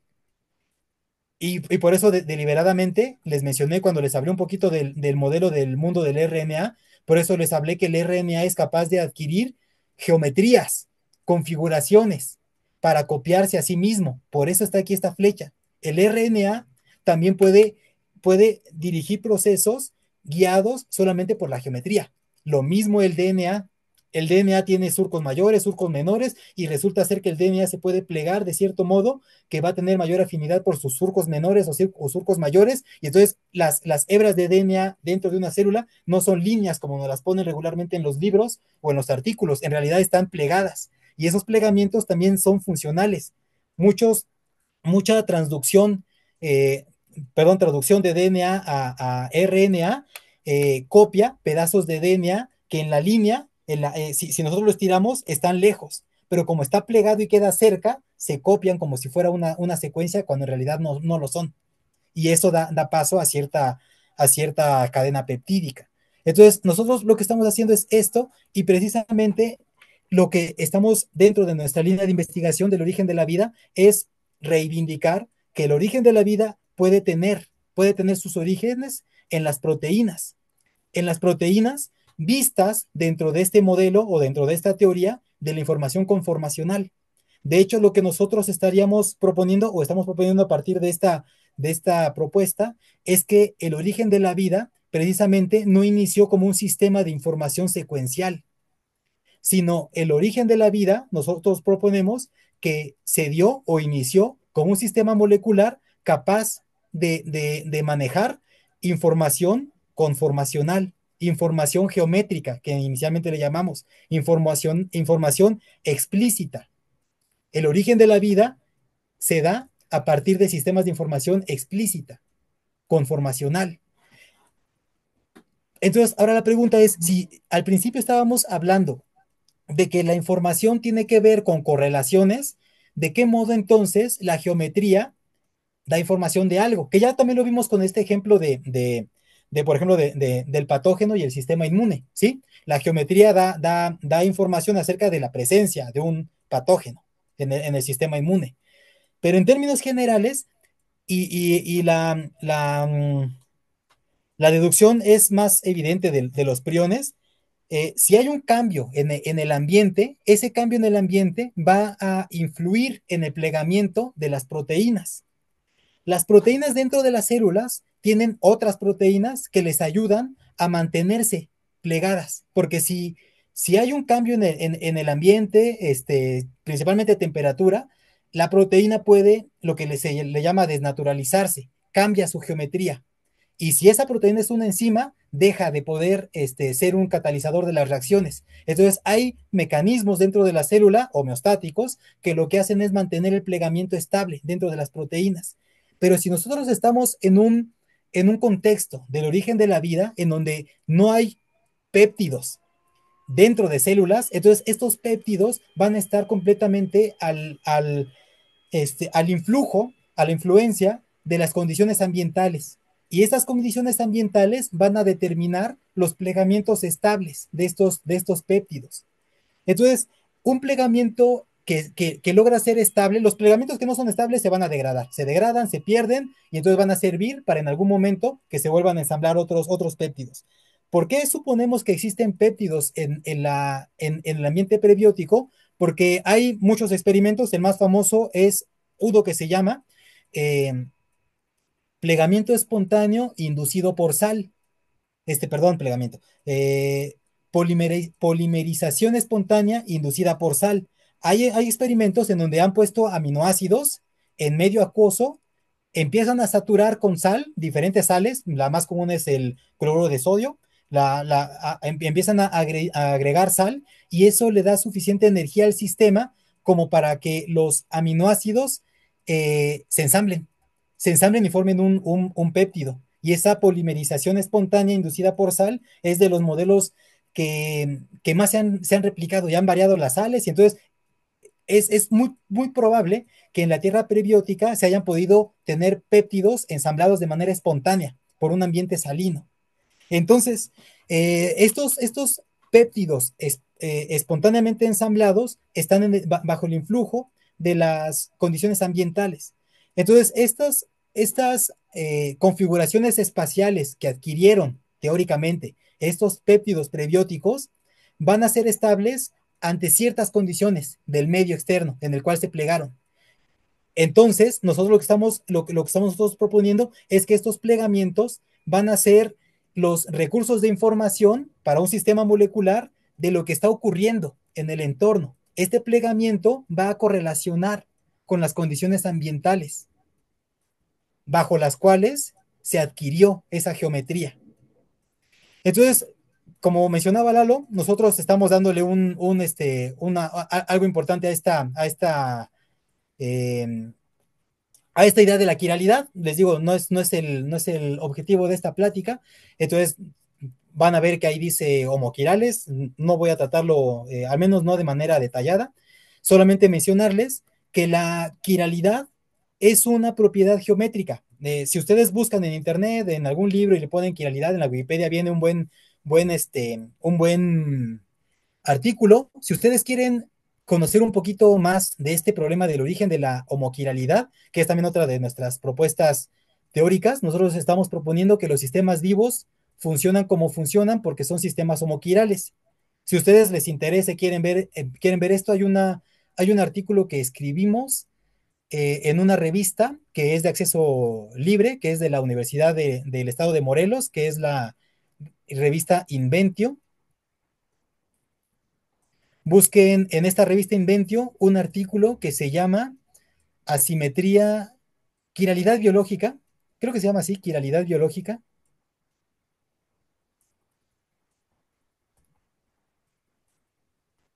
Quiralidad biológica, la asimetría funcional de la vida. Si les llama la atención, les digo, ese es un artículo de divulgación en la revista Inventio de la Universidad Autónoma del Estado de Morelos, de la UAM, Universidad Autónoma del Estado de Morelos. Quiralidad biológica, la asimetría funcional de la vida. Si lo quieren leer, ahí estamos dando los argumentos de por qué nosotros decimos que la homoquiralidad, porque si ustedes revisan en internet y en los libros, se menciona que la homoquiralidad es una característica distintiva de la vida, ¿sí? Pero nosotros estamos diciendo que no solamente es distintiva, sino es funcional. Eso permite funcionar a los sistemas biológicos y en particular nosotros lo que estamos argumentando es que esta funcionalidad tiene que ver con la transferencia de información. Los ácidos nucleicos, DNA y RNA, solamente utilizan azúcares derechas, pentosas derechas, para sintetizarse, las bases nitrogenadas. Es un polímero homoquiral. Los ácidos nucleicos, perdón, las proteínas las cadenas peptídicas se constituyen con aminoácidos izquierdos. Es un polímero molecular. Y nosotros lo que estamos haciendo, lo que les llevo platicando de esta plática, de lo que les llevo platicando de esta presentación, es que nosotros lo que estamos diciendo es que tanto las proteínas como los ácidos nucleicos son polímeros informacionales. Resulta ser que ambos son polímeros homoquirales. ¿Sí? Entonces la homoquiralidad es nuestro parámetro de orden. La homoquiralidad, les digo, es una propiedad geométrica y si lo buscan, como les decía en la Wikipedia, les va a salir que el ejemplo típico son las manos. La mano derecha, la mano izquierda, son imágenes especulares. Cualquier objeto, sea molécula o no, cualquier objeto que tenga esta propiedad de que tenga una inversión en el espejo y tenga una configuración derecha y una configuración izquierda, que no se puedan sobreponer. Si nosotros las manos las tratamos de sobreponer, solamente podemos encimar las palmas, pero los dorsos no. Si encimamos los dorsos, estamos encimando los dorsos, pero las palmas no. Entonces no podemos encimar estructuras quirales, ¿sí? Imagínense ustedes que van a un salón en donde la gente se saluda de mano, indistintamente derecha o izquierda. Entonces, si ustedes entran a un salón y ustedes, supongamos que estiran la mano izquierda para saludar, pero la otra persona también estira la mano izquierda, van a chocar, no se van a poder saludar, ¿sí? Si ustedes estiran la mano derecha y resulta ser que la otra persona también cambia a la derecha, lo mismo, va a haber interferencia y no se van a tener que saludar. Entonces, tienen que saludar siempre con la misma mano. Debemos de tener la certeza de que siempre que estiramos la mano izquierda, nos van a saludar con la mano izquierda y así ya no hay interferencia y nos podemos saludar. Este ejemplo, lo único que quiero decirles es que la quiralidad en los polímeros hace más rápidas sus acoplamientos en el espacio.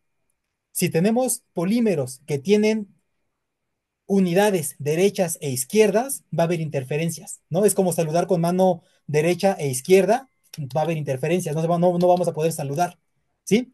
Tenemos que saludar todos con la misma mano, todos derecha o todos izquierda, y así va a ser más rápido. Ya no te tienes que estar poniendo de acuerdo.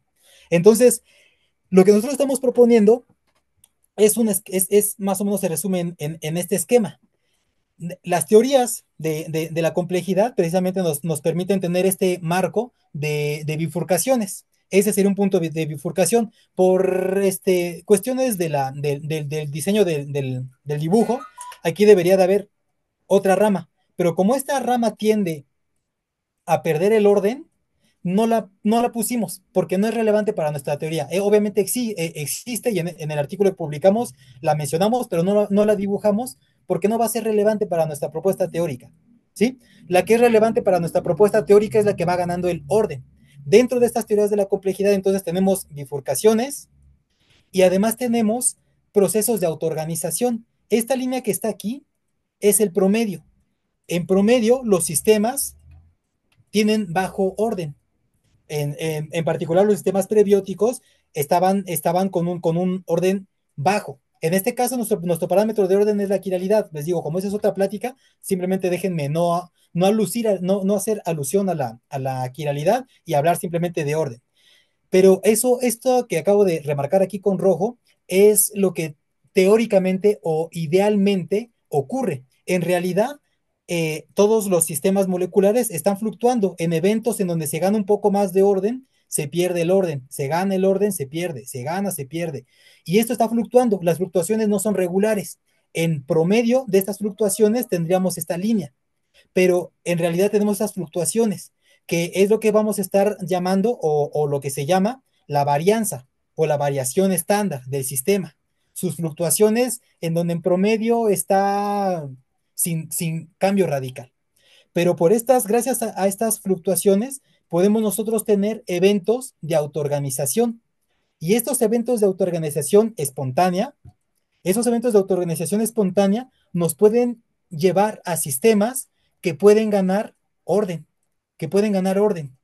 Estos fenómenos de autoorganización espontánea en sistemas prebióticos que son de este tipo, de los que estamos nosotros proponiendo, en donde nosotros vamos a tener plegamientos que van a correlacionar con el entorno, entonces pueden propagar.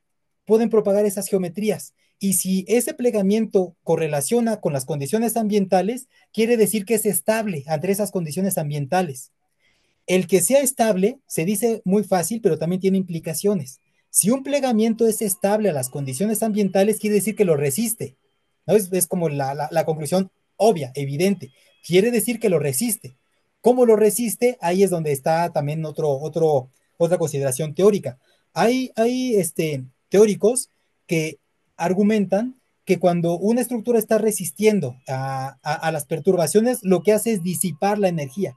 El problema de las perturbaciones que inciden sobre un sistema es que le dan energía de tal modo que lo desacomoda, lo desordena. Imagínense ustedes que tienen una mesa en donde acaban de acomodar ustedes, no sé, un rompecabezas y alguien llega y agita la mesa, se los va a desacomodar. Entonces, si hay un aporte de energía externo, el orden que hayan tenido se va a perder, que es lo que está en este ejemplo. ¿Sí? El orden que hayan tenido se va a perder por perturbaciones ambientales. Le estamos dando energía de afuera, movemos la mesa, la sacudimos, se va a perder el orden que pudimos haber ganado. ¿Sí? Pero si entonces en este tipo de sistemas se están incorporando péptidos que son capaces de resistir las condiciones ambientales, y resistir las condiciones ambientales quiere decir que absorben la energía y la disipan. Entonces, cuando absorben la energía y la disipan, entonces esos sistemas moleculares van a ser capaces de mantener el orden. Si entonces, además, estos polímeros tienen asimetrías, no necesariamente homoquirales, simplemente con que no sean simétricas completamente, con que estén arribita de lo simétrico, van a tener menos interferencias para acoplarse geométricamente como los priones. Entonces, al tener también la dinámica de los priones es tan eficiente porque, como les acabo de decir, las proteínas son homoquirales. Por eso los priones son tan eficientes para reconocerse geométricamente y propagar la forma, el plegamiento priónico, porque son homoquirales. Entonces, con que sean sistemas asimétricos, en términos de la quiralidad, con que sean sistemas asimétricos, estas configuraciones que van a resistir las perturbaciones ambientales en estos procesos de autoorganización espontánea van a poder propagar esas geometrías que resisten las variaciones ambientales. El ambiente los va a volver a desestabilizar, van a perder ese orden, pero como teníamos geometrías que resistían esas condiciones ambientales, no va a caer hasta el valor de desorden inicial que teníamos. Van a quedar por aquí, va a quedar fluctuando y se hace más probable que haya otro fenómeno de autoorganización espontánea en donde ahora el orden sea un poquito mayor al evento de autoorganización anterior. Y lo mismo, hay perturbaciones ambientales que las van a desestabilizar, pero van a quedar allí estructuras capaces de absorber la energía de las perturbaciones ambientales y propagarlas. De tal modo que nuestro planteamiento teórico es que esta dinámica va a tender a almacenar y además incrementar el nivel de orden dentro de esos sistemas. Y ese orden, de nuevo, nosotros lo estamos asociando con la asimetría de los monómeros, la asimetría quiral. ¿Sí?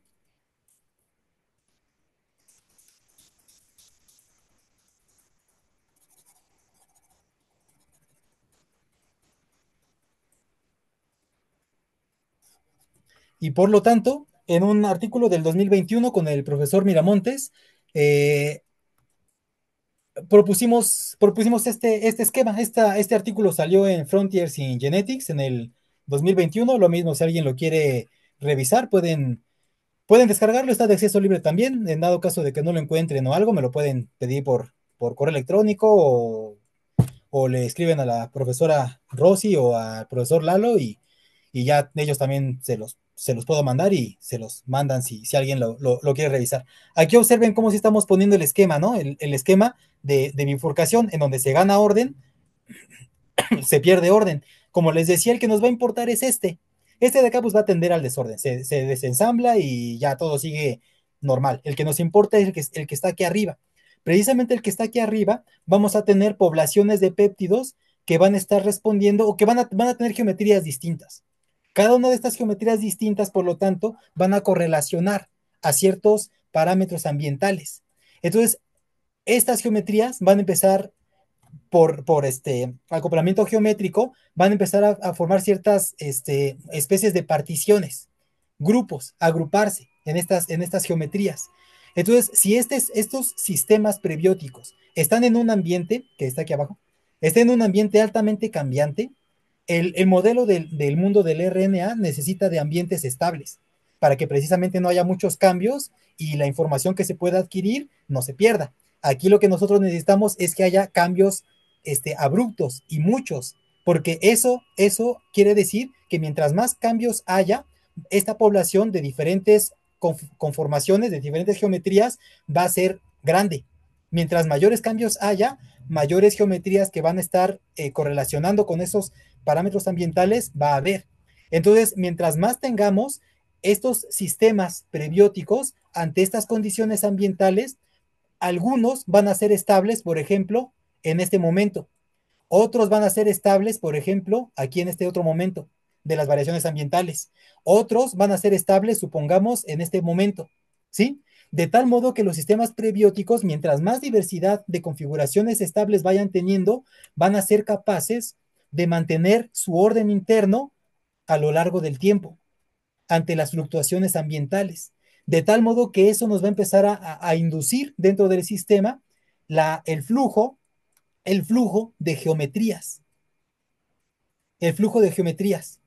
Y nosotros estamos proponiendo, en este artículo del 2021, exploramos esa propuesta, esa hipótesis, estamos proponiendo entonces que esto va a dar paso a los primeros sistemas adaptativos, prebióticos, sistemas que ya de manera activa son capaces de responder a las condiciones ambientales.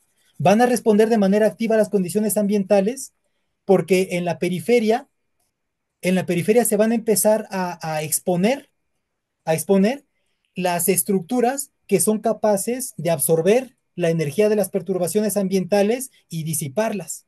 Entonces absorben las perturbaciones del medio externo y disipan esa energía, de tal modo que el sistema al interior va a quedar estable, ¿sí? Las estructuras que no sean estables a estas condiciones ambientales se van a desnaturalizar y al momento de desnaturalizarse van a ser la materia prima para nuevos plegamientos, para la inducción de nuevos plegamientos como lo hacen los priones. Y estas estructuras van a empezar a fluir. Las estructuras, no tanto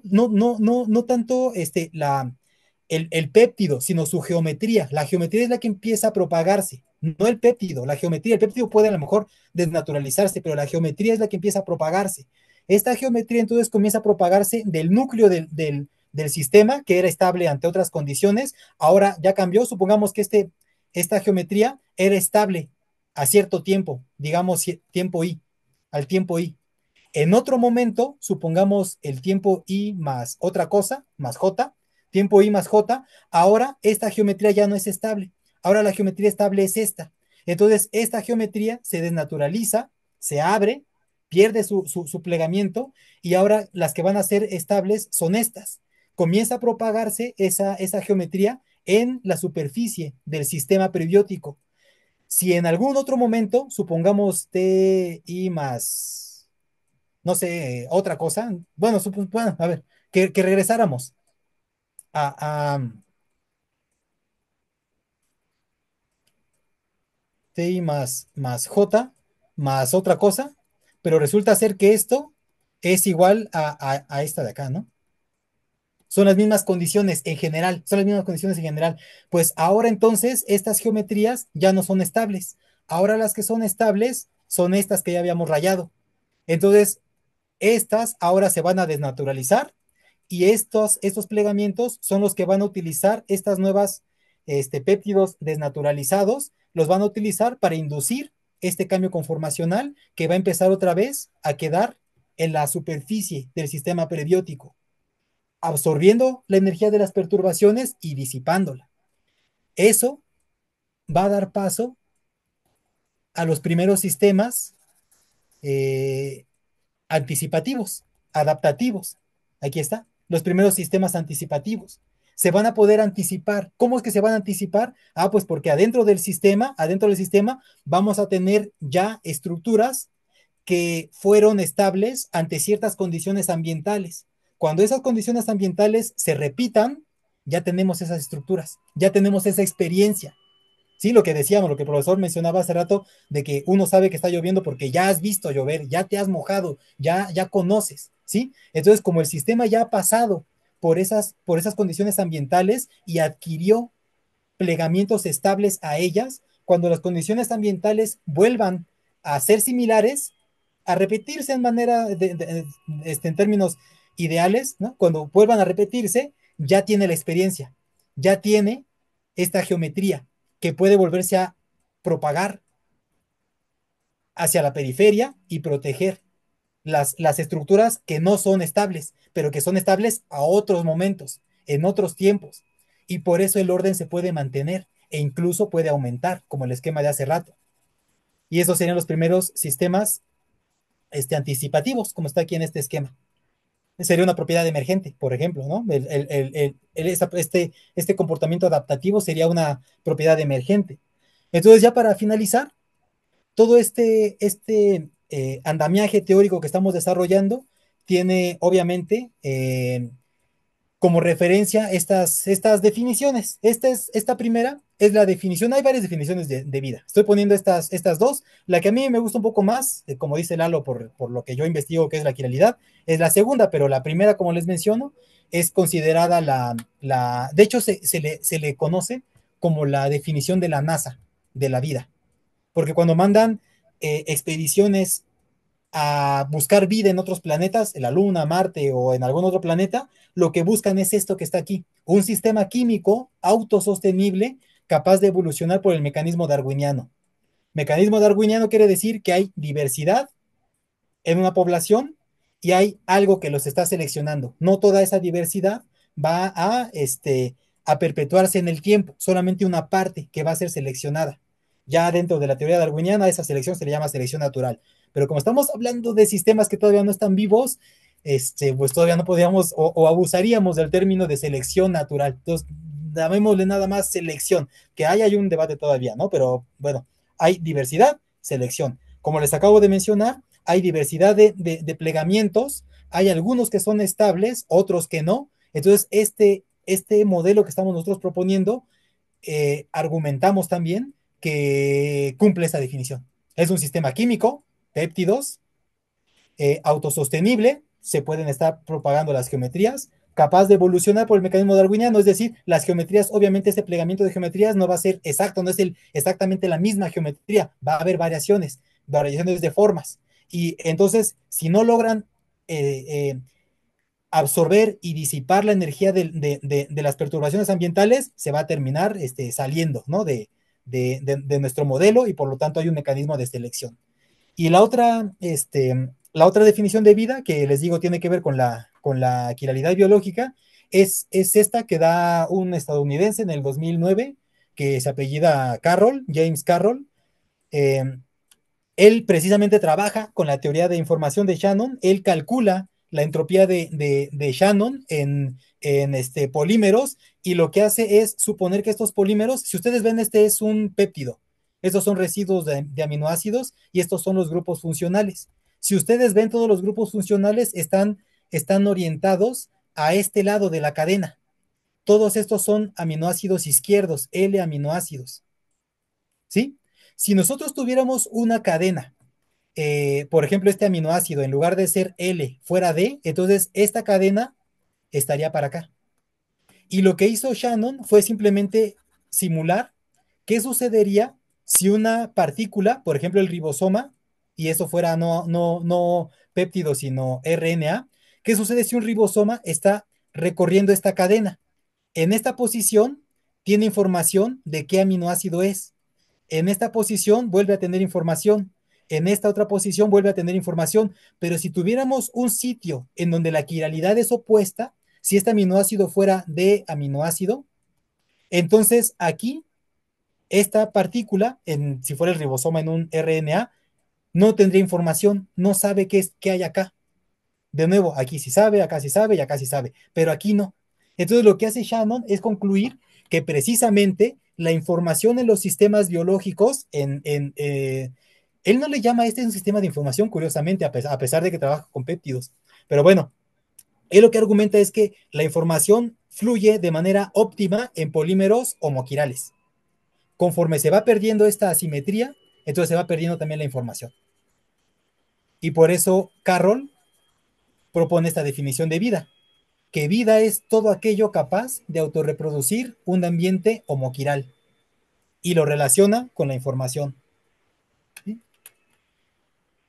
Y pues bueno, esta es la última diapositiva que tengo para presentarles. No sé si haya dudas, haya quedado clara la propuesta, comentarios.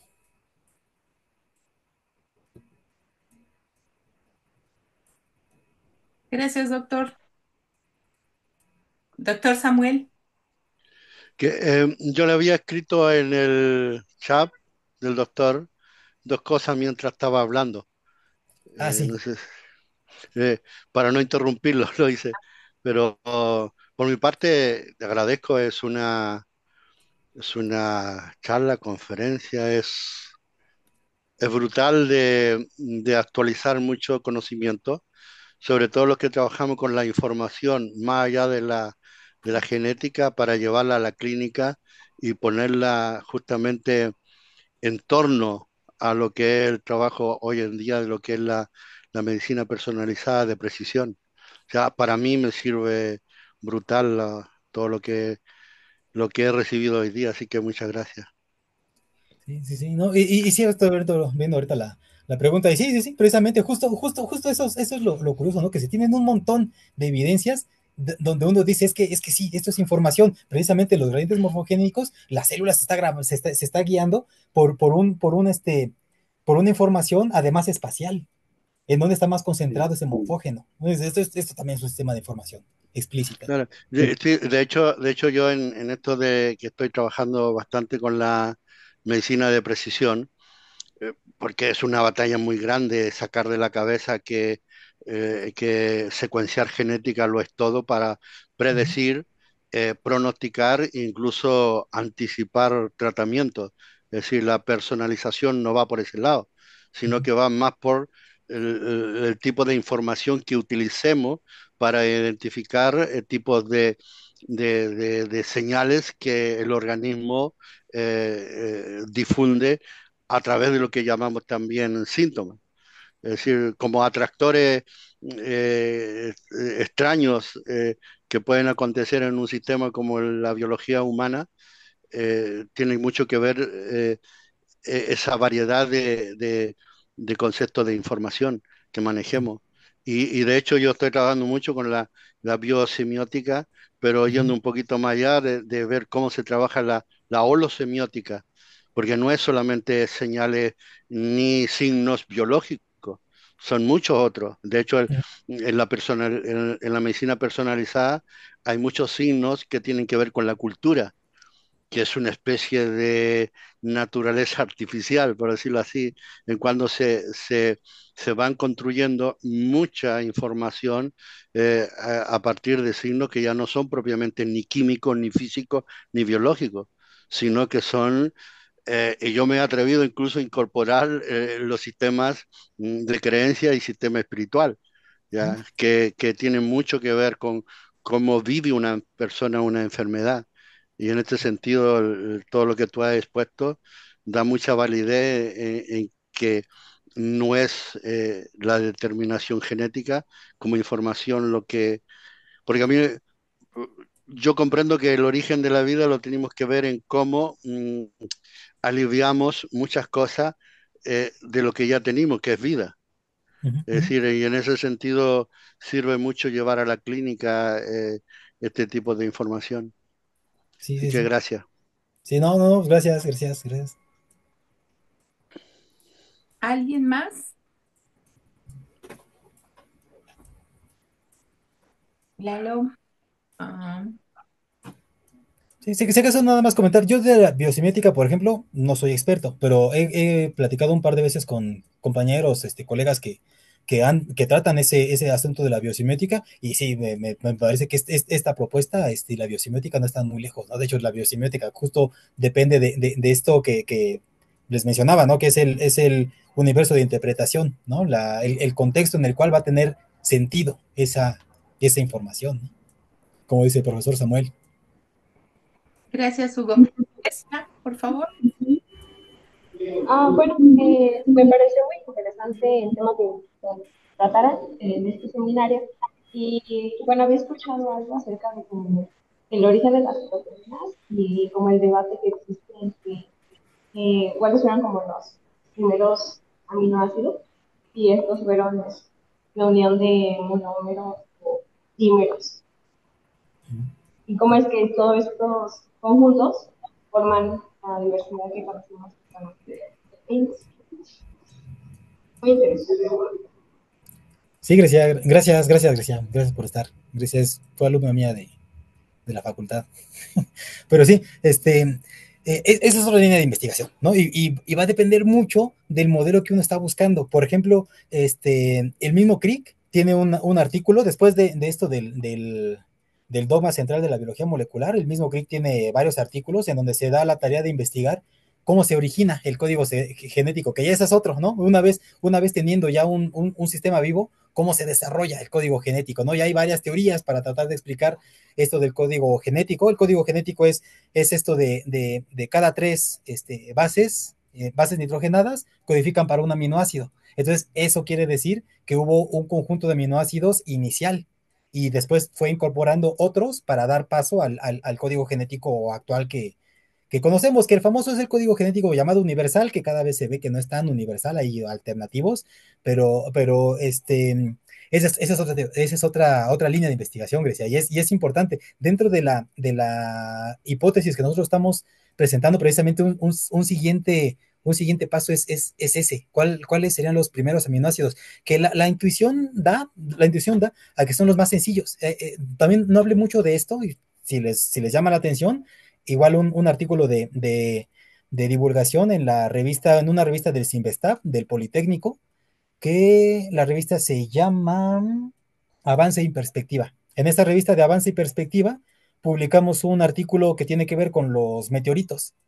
En ese artículo de los meteoritos trabajamos con una hipótesis que era del profesor Germinal, porque hay un tipo de meteoritos que resulta ser que tienen mucho material genético, que son las llamadas condritas carbonáceas. Y en esas condritas carbonáceas hay cristales, nanotubos de carbono, hay varias cosas, pero entre ellas hay azúcares, precursores de bases nitrogenadas, es decir, los monómeros para los ácidos nucleicos, RNA, DNA, pero además hay aminoácidos. Y los aminoácidos que abundan son los más sencillos, la alanina, la glicina, la serina, la valina. Entonces daría idea de que probablemente al menos esos eran de los primeros que había, ¿no? Porque además están en los meteoritos, ni siquiera es que se hayan encontrado aquí bueno, se encontraron en la Tierra, pero una vez que cae el meteorito, ¿sí? Entonces en el medio interestelar se forman aminoácidos. Y hay experimentos, hay un grupo en Francia, quien lo encabeza creo que es un alemán que se llama es que como es alemán, yo no sé alemán, ¿verdad? Entonces, perdonen cómo lo voy a decir, pero es algo así de Maya Henrich, una cosa así, algo así, se llama Maya Henrich, algo así. Ellos lo que hacen es precisamente tratar de entender cómo se sintetizan aminoácidos en lo que le llaman hielos interestelares. Ellos toman granos de silicato, ponen agua con un experimento tipo Miller, con nitrógenos y demás cosas, irradian con luz polarizada circularmente, lo dejan descongelarse a temperatura ambiente, miden y siempre encuentran aminoácidos. Gracias, Hugo. Lalo. Antes de que continúes, Lalo, si nos quieres proporcionar los textos, los artículos que has mencionado, por favor, y ya se los comparto. Sí, sí, sí. Ahora sí, Lalo. Sí, de hecho, continuando con esto último que mencionas, Hugo, sobre los aminoácidos, me recuerdo este experimento famoso de Miller, donde hacen, digamos, una reproducción de atmósfera primigenia en la Tierra, y que pues lo que encuentran son eso, aminoácidos. Y claro, ahí quizás lo que estabas mencionando era que pues no sé si son todos, pero que de ahí a muchos discutieron sobre o planteaban esta idea que debe ser ya vieja sobre el origen de la vida, pero que aquí conectan con estos aspectos geométricos.